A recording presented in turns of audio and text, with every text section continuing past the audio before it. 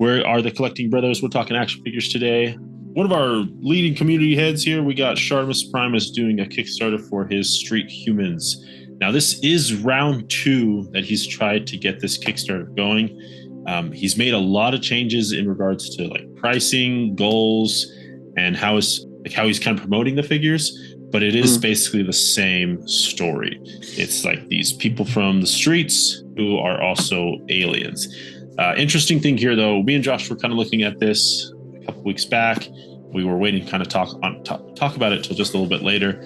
But do you notice anything different here? His initial offerings are 2 base figures for $28, but he's now including the alien head in the standard 28. Oh, yeah, he switched it. So initially, this alien head it was part of the heads pack. The heads packs, right? It was like an accessory pack. Accessories pack, the deluxe accessories packs. He's now including those on the base figure. So now it's 2 head sculpts, a weapon, hands, and the alien head for the $28, which 28 is kind of a really good price point. Very well researched, so. I think, on Shartimus's side. But like you were saying, Josh, these figures are just people. They are, but for me, they were just people when he was soliciting them for $48 with a lot more accessories, right? And I was like, I'm not in. But for $28, I was almost in. And then now that he added the mutant head, which for me personally, I love heads. That's what you wanted. Yeah, that's what you wanted. Yeah. I'm in. Shardy's got me 1 for 1. Shardy's got me for 1. I'm not going to get both, but Shardy's got me for 1. You can count on me for 1. All right. Yeah, I think it's, again, he made that change to maybe from the community. Sweeter and sweeter. He is. He's just trying to sweeten that pot for you. But and I really hope that he makes it. This one, especially because he is such a prominent leader in our community, and it would give hope for like maybe other people that would want to make stuff. I hope he makes it, even though I think the concept doesn't hit right for everybody. It's a very specific concept. I agree, and honestly, like this is to do a whole line, I would call it, even just like a wave. Like Shardy's doing this mostly by himself. He doesn't have the backing or all the extras, marketing and all that other stuff from potentially other Kickstarters that have gone off. But I don't know. It would be kind of sad if this does not work, or if this doesn't fund for Shardy, because this is the second time he's trying, and that's got to hurt. Like regardless, and it would be dead twice. At this point. If it doesn't fund, it's dead. You don't think he'd bring it back for a third time? No, because I think honestly, him being a third party, right? Well, not a third party, but just like an independent toy creator, $28. I think that price. Honestly, I think that price is almost too low for an independent toy company.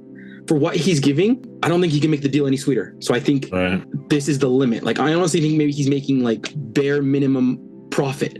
I just think he's trying to just get this funded. Just get him out there, cover cost, and then hope for maybe that people like him enough that he can make a second wave. That's what I personally think. And honestly, like the concept of these figures are pretty cool. They look like basic Marvel Legend figures. It's kind of what they're modeled after, but they come with butterfly joints. They come with the beautiful lower ab crunch with the ball upper torso. That's the Spider-Man articulation. If you ever play with the retro Spider-Man, that's beautiful, beautiful articulation. And he also has this pop and swap to them. You can swap out arms. You can swap out torsos, which I think is great. I love pop and swap. Yeah, and I think that's one of the beautiful things why I want this to succeed, because it's a toy collector creating toys for other toy collectors. So he knows exactly what we hate and exactly what we like. So I don't doubt that these figures will be good, because I feel like Shartimus, he's been in this game long enough. He knows what makes a good figure and what makes a bad figure. He does. He definitely does. Let's just do some quick size comparisons from Shardy. Here is with just kind of some basic Marvel Legends bucks, Spider-Man there. Now, these are 6.5 inches tall. It is specifically marketed as a 6.5 inch figure. So they are a little taller here. He is with some more Spider-Mans, different lines. Figure arts. You got Figure Arts, Mafex, Yamaguchi, and Mezco. And then we got some Joes. Humans looking good. Make a custom roadblock, even though we already have roadblock. Yeah, there you go. And here's with some Marvel Legends figures. Now, I don't think it was the right choice to make it 6.5, because when I was watching him promote this the first time around, he was kind of promoting it as civilians that can work well with your Marvel Legends, because that's Shardy's main line that he collects the Marvel Legends. And so he wanted to make civilians for the background of your Marvel Legends. I mean, the black guy can pass because you could say that he's just like a 6.5 foot tall guy because there's Right, they're like taller, that. yeah. But making everyone that size, I don't know. What do you think? Do you think the 6.5 is good, or do you think he should have went true 6 inch? I think it's too tall. Like it's really weird. Like a 7-inch figure compared to like a 6-inch figure is it's way too tall. And just that half inch gets you to the point. Like for me, the issue is the shoulders. Like if that's Hugh Jackman, who is a tall person, and this person's taller than Hugh Jackman, that's pretty tall, you know, just in relation to these figures. I feel like it's just slightly too tall. Yeah. And that's something where I think I really wonder how he didn't think of that, just because us as collectors, like, what do I always say? I hate sometimes NECA and McFarlane not because I don't like the figures or I don't like the properties. I love those things, but because they don't scale. They don't scale with my other figures. Like, I wanted to, like, you can see, like, Mafex, Mezco, Meiji Yamaguchi scale really well. Of course, figure arts is 5.5, but the other three scale well. Yeah, with each other. Yeah. Yeah, I agree. It's an interesting move, and you know, who knows why? I'm not sure. And you would save by material because that half inch is a half inch more of material. That's true. It's true, but maybe he couldn't pull off some of the articulation at that scale. That could be the reason. That's true. We never know. We don't know. Yeah. Shardy, let us know. What is 6.5? 6.5. But yeah, let's go over the numbers here. As of today, we're October 20th. With 16 days left to go. His goal is $120,000, currently at $34,600 with 408 backers. So it's looking rough, man. It's looking rough. It's not gonna make it. It's not gonna make it, guys. And it's just not. I mean, there are some other like Kickstarters that have made it, like the Legendary, the AWOLs have been going off, right? Different Kickstarters, but then you look at Hasbro, who that Marvel Legends team haven't had a success with Robbie Reyes or potentially Ant-Man. I don't know. Is this the bad timing? Is this just bad marketing? Is this the figures? The property isn't as interesting as other ones? I don't know. I think that's a great point. I think maybe the economy has something to do with it. Like you mentioned to me, like, tell us why you think the Galactus funded at an even crazier price point, right? I think Galactus ran for $450, and you made a great comment. Yeah, we were. This Josh was on the live stream on Sunday. Sorry if you guys want to check that out. Josh will be going live opening figures. But yeah, we were just talking about the Galactus HasLab and why that funded at a higher price point, and why, you know, Ant-Man potentially might not. And I was saying, man, back then we were getting those stimulus checks. Yeah, people just had more money. Yeah, and things are getting rougher. You know, inflation is hitting hard on, especially like it's getting on like the needs, not even wants. It's the needs. Yeah. Like if you look at the like CPI data, it's food and gas that's going like crazy high, right? Right. Like entertainment, like restaurants, like all that stuff it's there, but like people aren't going out there as much. And it could be why, like something that I noticed too. Remember I mentioned to you that how Ross is getting all of these hardware products and even NECAs now, something which I've never seen in my like 7+ years of collecting at Ross. It's something I've never seen. And that shows kind of a reflection of the toy community and the consumer and how much we're consuming, which is a lot less. Which is less. That the fact that these waves and these figures are hitting these outlet stores does mean that we're buying less. Like, that's just how it works. And the amount, right? The quantity that is hitting is high. So, all right, let's go into... It might be bad timing, yeah. It might be bad timing. There's a lot of factors. Let's go into some of his stretch goals. And honestly, the difference between his stretch goals, not that much. So, I mean, if it would have been successful, I feel like most of these goals would have been a hit. I think Shardy definitely took that into consideration, that he wanted these extra stuff to get hit. Well, yeah, if you look at any Kickstarter, like AWOC, Legendary, Mythic, all those, they do stretch goals that are very close. They all cascade. It's supposed to be like a snowball effect to where this goal gets hit and people see that and the 5,000 see that, fund it, and the next goal gets hit. So it's supposed to be a snowball effect. Okay. Yeah, his first stretch goal is just 126,500, and you would get this deluxe accessory set, which comes with extra heads, hands, arms, upper torsos, hairs. I think those are butterfly joints. For $18 though, just an additional 18 to get basically a second figure because of the pop and swap ability, right? And the next one would be 130,000, again 18.